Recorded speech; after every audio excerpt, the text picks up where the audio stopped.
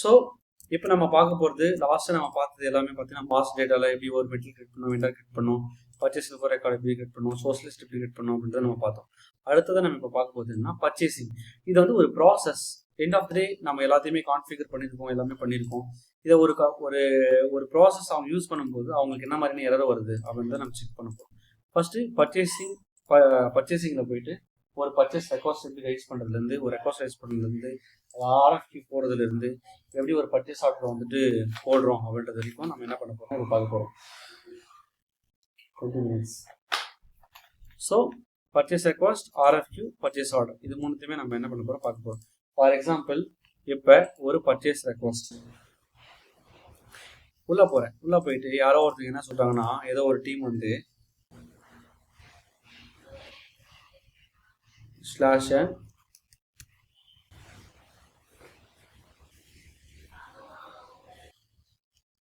ME11 அப்படி கொடுத்துட்றாங்க. Sorry ஒரு பர்ச்சேஸ் ரெக்வஸ்ட் கிரியேட் பண்ணுறதுக்கு ME51N 52N 53Nன்றது தான் நம்ம கொடுக்கணும். இல்லை நான் பர்ச்சேஸுக்கு முன்னாடி போயிட்டுருக்கேன். /n ME51N கொடுத்துரு என்ட்ரன்ஸ் உள்ள வந்துடுறேன். உள்ளே வந்துட்டு இது பர்ச்சேஸ் ரெக்வஸ்ட் அப்படின்னா என்னன்னா, ஒரு கம்பெனிக்கு தேவை அப்படின்னா ஏதாவது ஒரு பொருள் தேவை, இல்லை ஏசி தேவை, இல்லை கம்ப்யூட்டர் தேவை அப்படின்னா, ஏதாவது வேணும் வாங்கணும் அப்படின்னா முதல்ல அவங்க ப்ராசஸ் பண்ணுறது என்னன்னா பர்ச்சேஸ் ரெக்வஸ்ட். இதில் 3 ஹெட்டர் இருக்கும். இங்கே ஒரு ஹெட்டர் இருக்கும், இங்கே ஒரு ஹெட்டர் இருக்கும், இது ஒரு ஹெட்டர். சரி, அது 3 ஹெட்டர் இருக்கும் ஒரு பர்ச்சேஸ் இதில் வந்துட்டு. இந்த 3 ஹெட்டர் இருக்கும். ஃபர்ஸ்ட் ஹெட்டர் வந்துட்டு ஏதாவது நீங்கள் டெக்ஸ்ட் போடணும், இந்த டீமுக்காக, இந்த ப்ராடக்ட்காக, இதுக்காக, அதுக்காக சொல்லி ப்ளா டைப் பண்ணுவாங்க. ரெண்டாவது இருக்குது வந்து ஐட்டம், எத்தனை ஐட்டம் அந்த இதுக்கு வாங்க போகிறாங்க. மூணாவது இருக்குது என்னென்னு பார்த்தீங்கன்னா டெக்ஸ்ட் நான் ஹைட் பண்ணிடுறேன். மூணாவது இருக்குது என்னன்னு பார்த்தீங்கன்னா ஒரு லைன் பை லைனாக என்ன பண்ணுவாங்கன்னா ஐட்டமாக இது பண்ணுவாங்க, ஆட் பண்ணி பார்ப்பாங்க. இங்கே ஆட் பண்ணதுக்கு அப்புறமா தான் இங்கே காட்டும்.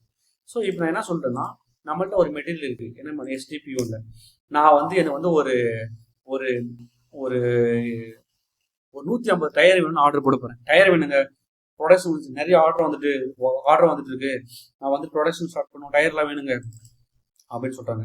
என்ன மெட்டீரியல், என்ன குவான்டிட்டி, அதாவது வந்துட்டு ஒரு 150 டயர் வேணும் கொடுத்துட்டு நான் சொல்கிறத மட்டும் கொடுத்தாலே போதும். என்ன மெட்டீரியல், என்ன குவான்டிட்டி, எந்த பிளான்ட்டுக்கு, SDP1 எங்கே போய் ஸ்டோர் ஆக போகுது, SDRM, அவ்வளோதான். சிம்பிள். 1 2 3 4 இது 4 கொடுத்துட்டு என்டர் அடிச்சுனாவே போதும். மற்றது எல்லாமே அது ஆட்டோமேட்டிக்காக ஃபில்அப் பண்ணும். மெட்டீரியல் குரூப்லேருந்து எல்லாமே. சில பேர் என்ன பண்ணுவாங்கன்னா அப்படியே உட்காந்து எல்லாத்தையுமே டைப் பண்ணிட்டு உட்காந்துருப்பாங்க. ஸோ அது வந்துட்டு வேஸ்ட் ஆஃப் டைம் தான். பண்ணிவிட்டு நீங்கள் சேவ்னு கொடுத்தீங்கன்னா ஒரு பர்ச்சேஸ் ரெக்வஸ்ட். இங்கே ஒரு லைனாக ஒரு மெட்டீரியலாக நீங்கள் என்ன பண்ணலன்னா சொல்லுங்கள். ரெக்கார்டிங் ஆன் பண்ணிட்டீங்களா? ஸ்டார்ட் பண்ணிட்டேனே. Okay sir. ஸோ நீங்கள் ஒரு மெட்டீரியல் தான் ரெக்வஸ்ட் பண்ணணும் அப்படின்லாம் கிடையாது. நிறைய மெட்டீரியல் நீங்கள் என்ன பண்ணலாம், ரெக்வஸ்ட் பண்ணலாம். இப்போ இங்கே பார்த்தீங்கன்னா 891 அப்படின்னு நமக்கு என்ன ஆகுதுன்னா ஒரு ரெக்வஸ்ட் ஸ்டார்ட் ஆகிடும். இப்போ இந்த 891 வச்சு என்ன பண்ணுவாங்க அப்படின்னு பார்த்தீங்கன்னா ஃபைனலாக ஒரு கொட்டேஷன், ரெக்வஸ்ட் ஃபார் கொட்டேஷன் அப்படின்றத யூஸ் பண்ணுவாங்க. இந்த கொட்டேஷன் இருக்குன்னா இந்த கொட்டேஷனை பேஸ் பண்ணி தான் வெண்டர்களுக்கு எல்லாருக்குமே அனுப்பி இப்படி எனக்கு வந்து ஒரு கொட்டேஷன் வாங்குவாங்க. ஒரு ரெக்வஸ்ட் கொடுத்து கொட்டேஷன் வாங்குவாங்க. முதல்ல இப்போ என்ன பண்ணுவாங்கன்னா ME41 வந்துட்டு ஒரு கொட்டேஷன் கிரியேட் பண்ணுறது. இப்போ போயிட்டு /n ME41 அப்படின்றது கொடுத்துட்டு என்டர் அடிச்சிடறது. கொடுத்துட்டு AN அப்படின்றது RFQவோட டைப். இது ஞாபகம் வச்சுக்கணும், இன்டர்வியூவில் கண்டிப்பாக கேட்பாங்க. அதுக்கப்புறமா என்ன லாங்குவேஜ், கொட்டேஷனோட டெட்லைன். இந்த கொட்டேஷன் இன்னிலிருந்து ஒரு 31ஆம் தேதி இந்த மந்த் எண்டு வரைக்கும் வேலிடு. அதே மாதிரி பர்ச்சேஸ் ஆர்கனைசேஷன் கண்டிப்பாக இருக்கணும். SPG ஸ்கோடா பர்ச்சேஸ் குரூப், இது ரெண்டுமே இருக்கு.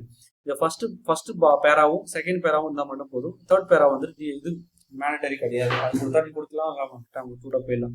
ஆனால் பர்ச்சேஸ் ஆர்கனைசேஷனும் பர்ச்சேஸ் குரூப்பும் வந்துட்டு மேண்டட்டரி. பர்ச்சேஸ் குரூப் கொடுக்குறீங்க மேட்டர், அது கூட கிடையாது. பர்ச்சேஸ் ஆர்கனைசேஷன் ஸ்டார்டிங்லேருந்து இந்த வரைக்கும் சொல்லுவேன். Purchase organisation very very very very very very important. அதை மட்டும் நீங்கள் என்ன பண்ணணும்னா கொடுக்கணும். கொடுத்துட்டு என்டர் அடிச்சிங்கன்னா போதும். இங்கே ஒரு கலெக்டிவ் நம்பர் கேட்கும். இந்த கலெக்டிவ் நம்பர் நான் என்ன கொடுக்குறேன்னா இப்போ 9843 அப்படின்னு ஒரு கலெக்டிவ் நம்பர் நான் உங்களுக்கு கொடுக்குறேன். சரிங்களா? இல்லைன்னா 2123 அப்படின்னு ஒரு கலெக்டிவ் நம்பர் கொடுக்குறேன். இந்த கலெக்டிவ் நம்பர் எதுக்கு நான் அப்புறமா சொல்கிறேன். தென் என்டர். கலெக்டிவ் நம்பர்னா இப்போ எத்தனை வெண்டர் நம்பருமோ மொத்த வெண்டரோட டீட்டெயில் தான் அது வந்துடும். அவ்வளோதான், ஒன்றும் இல்லை.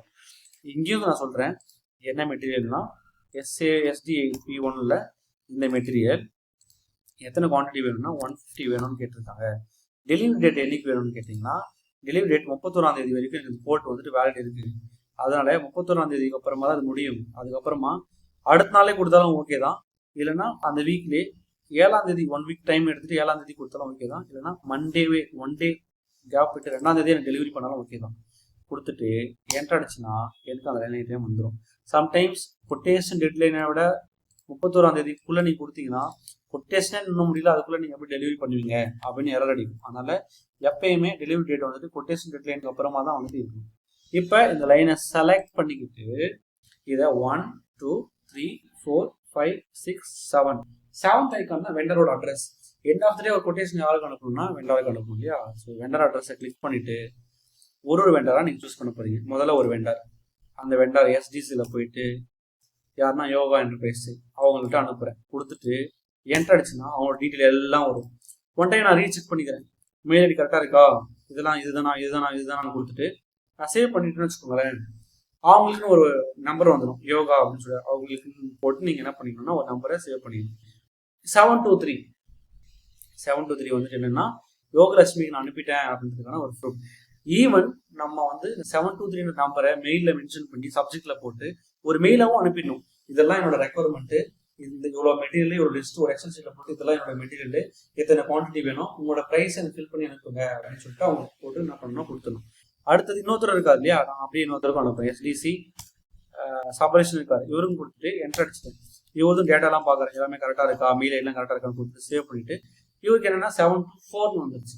இப்போ 723 நான் யோகா என்டர்பிரைசஸ் அனுப்புனதுக்கான ப்ரூஃப், 724 வந்துட்டு இவங்களுக்கு அனுப்புனதுக்கான ப்ரூஃப். இப்போ நம்ம மெயில் போடுறோம், கால் வைக்கிறோம், பேசுகிறோம், சப்ளைட் அவங்களோட ப்ரைஸ் சொல்கிறாங்க, அவங்க ஒரு ப்ரைஸ் சொல்கிறாங்க. அப்போ அவங்களோட ப்ரைஸ் சொல்லும்போது நமக்கு ஒரு அவங்களோட ப்ரைஸ் எல்லாத்தையுமே நம்மளும் வாங்கணும். எங்கே அப்டேட் பண்ணுவோம்னா மெயின்டைன் கொட்டேஷன் ME47 என்ன பண்ணணும் அப்டேட் பண்ணுவோம். சொல்ல போயிட்டு /ME47 கொடுத்துட்டு உள்ள என்ட்ரு அடிச்சிட்டு முதல்ல 724 இல்லையா, 724 கொடுத்துட்டு உள்ள வந்துடுறேன். யார் இவங்க? சபரி அப்படின்றவங்க சரிங்களா.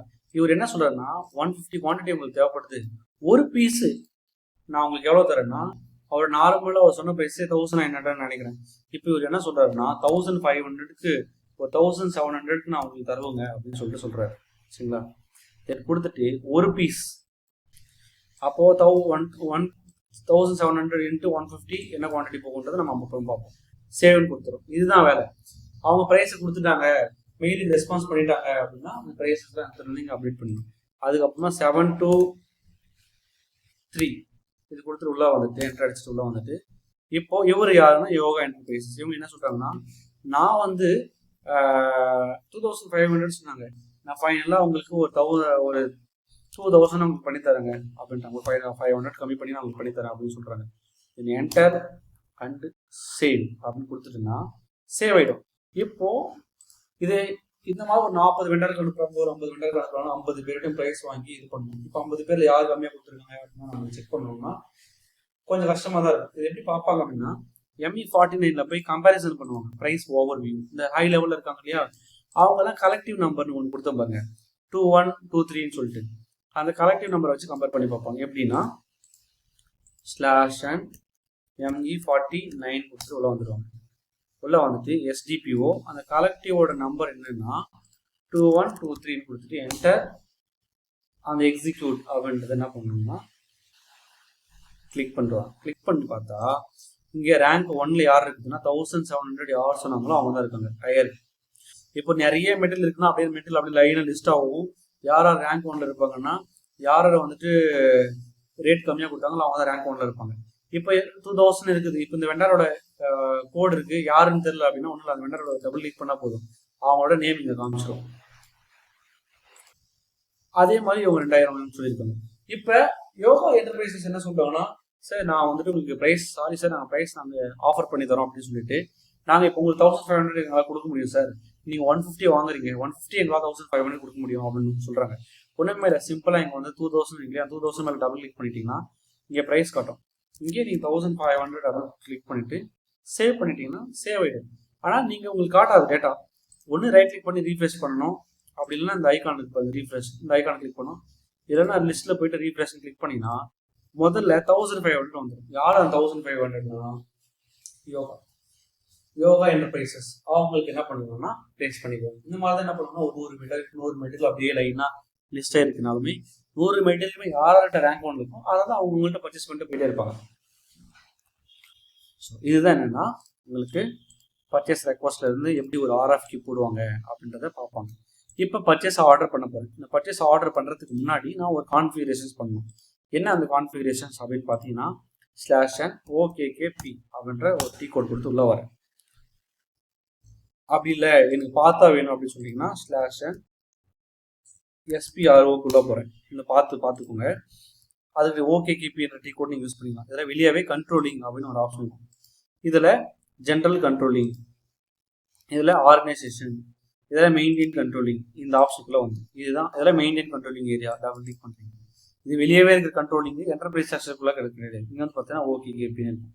இதில் பொசிஷனில் போயிட்டு உங்களோட கம்பெனி கூட என்ன SDC அப்படின்றத கொடுத்து என்டர் அடிச்சுட்டு சென்னையை செலக்ட் பண்ணிட்டு ஆக்டிவேட் காம்பனன்ட் கண்ட்ரோல் இண்டிகேட்டர்ன்றதை டபுள் கிளிக் பண்ணிட்டீங்கன்னா நியூ என்ட்ரிஸ் கொடுத்துட்டிங்கன்னா உங்களுக்கு ஃபினான்ஷியல் இயர் 2026 இல்லையா நம்ம கொடுத்துட்டு எல்லா காம்பனண்ட்டும் ஆக்டிவ் பேரலல் கால்குலேஷன் இது எல்லாத்தையுமே ஆக்டிவ் பண்ணணும். ஏன்னா நம்ம பர்ச்சேஸ் ஆர்டர் போட போகிறோம் இல்லையா, அந்த எல்லாமே நம்ம ஆர்டர் எல்லாமே ஆக்டிவ் பண்ணிட்டா தான் நம்மளால அந்த பர்ச்சேஸ் ஆர்டரை நம்ம போட முடியும். எல்லாமே அண்டர் கண்ட்ரோலிங் தானே. நம்ம ஆர்டர் பண்ணணுமா வேணாமா, இந்த விட நம்ம ஆர்டர் போடலாமா, எல்லாமே அவங்க கண்ட்ரோல் கொடுக்குறது தானே. தென் கொடுத்துட்டு எஸ்ன்னு கொடுத்துட்டுனா சேவ். இப்போ நான் பர்ச்சேஸ் ஆர்டர் போட்டுக்கலாம் சரிங்களா. இந்த கம்பெனி பர்ச்சேஸ் ஆர்டர் போடுறதுக்கான டீ கோட் என்னன்னு பார்த்தீங்கன்னா ME21N, சேஞ்ச் பண்ணுறது 22, டிஸ்பிளே பண்ணி பார்க்குறது 23N. இதில் நிறைய பர்ச்சேஸ் ஆர்டரோட பல்காக லிஸ்ட் பார்க்கணும் அப்படின்னா ரிப்போர்ட் எடுக்கிறதுக்கு ME2N இருந்தால் போதும். இப்போ பர்ச்சேஸ் ஆர்டரில் ME21N கிளிக் பண்ணிட்டு உள்ள வந்துட்டு /ME21N போட்டு உள்ள வந்துடுறேன். உள்ள வந்துட்டு எந்த வெண்டர்கிட்ட ஆர்டர் கொடுக்கணும் அந்த வெண்டரோட கோட் என் கோடு தெரியாதுன்னா நான் உள்ள போய் பார்க்குறேன். SDCயில் போயிட்டு யோகா என்டர்பிரைஸ் இவங்கள்ட்ட தான் ஆர்டர் கொடுக்குறேன். என்ன ஆர்டர் கொடுப்போம்னா அந்த மெட்டீரியலோட நம்பர் எனக்கு தெரியல, பிளான்ட் கோடு எனக்கு தெரியும். ஆனால் 2071 அது கொடுத்துட்டுள்ள போயிட்டு எத்தனை குவான்டிட்டினா 150. அதே தான் சிம்பிள். என்ன வெண்டார், என்ன மெட்டீரியல், எத்தனை குவான்டிட்டி, என்ன நெட் ப்ரைஸ் என்டர் பண்ண வேணாம். நெட் ப்ரைஸ் ஆட்டோமேட்டிக்காக என்ன ஆகும்னா உங்களுக்கு வரும். பிளான்ட் என்னன்னா SGP1, ஸ்டோரேஜ் லொகேஷன் SGRM. இது என்ன பண்ணுறோம்னா கொடுத்துட்டு தென் என்டர் அப்படின்றத கொடுத்தீங்கனாலே போதும். பர்ச்சேஸ் ஆர்கனைசேஷன் கேட்கும். அது எல்லாமே எங்கே இருக்குன்னா அந்த ஹெட்டரில் இருக்கும். நம்ம சொன்னோம் இல்லைங்களா 3 ஹெட்டர் இருக்கும். பர்ச்சேஸ் ரெக்வஸ்ட் 3 ஹெட்டர் இருக்கிற மாதிரி பர்ச்சேஸ் ஆர்டருக்கு 3 ஹெட்டர் இருக்கும். அந்த பெரிய ஹெட்டரில் தான் என்ன இருக்கும்னா இந்த ஆர்கனைசேஷன் ஹெட்டரில் பர்ச்சேஸ் ஆர்கனைசேஷன் SGP. நான் ஆல்ரெடி சொன்னியா எது பர்ச்சேஸ் ஆர்கனைசேஷன் இல்லாமல் நம்ம எதுவுமே பண்ணக்கூடாதுன்னு சொல்லிட்டு அதுக்கடுத்து ஸ்கோடா பர்ச்சேஸ் குரூப் அப்படின்னு கொடுத்துட்டு என்டர் அடிச்சிங்கன்னா இவ்வளோதான். மொத்தமாக என்னாச்சுன்னா உங்களுக்கு வந்துடும்.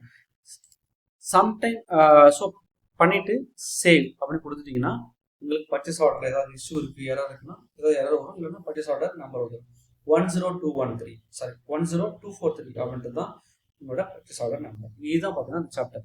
இதில் ரொம்ப இம்பார்ட்டன்ட் விஷயம் இருக்குது என்ன தெரியுங்களா. இப்போ இந்த பர்ச்சேஸ் ரெக்வஸ்ட் போட்டு ஒரு கொட்டேஷன் வாங்குறாங்க இல்லைங்களா. இந்த கொட்டேஷன் வாங்கும்போது ஒரு மெட்டீரியலோட ப்ரைஸ் என்னன்னு இவங்க சொல்கிறாங்களோ அதை கொண்டு போயிட்டு மறுபடியும் பர்ச்சேஸ் இன்ஃபோ ரெக்கார்டில் அப்டேட் பண்ணிடுவாங்க. பர்ச்சேஸ் இன்ஃபோ ரெக்கார்டில் என்ன இருக்கும், எந்த வெண்டார்கிட்ட என்ன ப்ராடக்ட் வாங்கணும், எவ்வளோக்கு வாங்கணும் அப்படின்ற ப்ராடக்ட் இந்த இன்ஃபர்மேஷன் இருக்குல்ல, அந்த எவ்வளோக்கு வாங்கணும் அப்படின்ற காஸ்ட்டை இங்கே மறுபடியும் என்ன பண்ணுவாங்கன்னா அப்டேட் பண்ணுவாங்க. இங்கே கொட்டேஷன் போட ப்ரைஸ் வர இங்கே பர்ச்சேஸ் இன்ஃபோ ரெக்கார்டும் இந்த கொட்டேஷனை பேஸ் பண்ணி என்ன பண்ணுவாங்கன்னா அப்டேட் பண்ணிகிட்டே இருப்பாங்க சரிங்களா.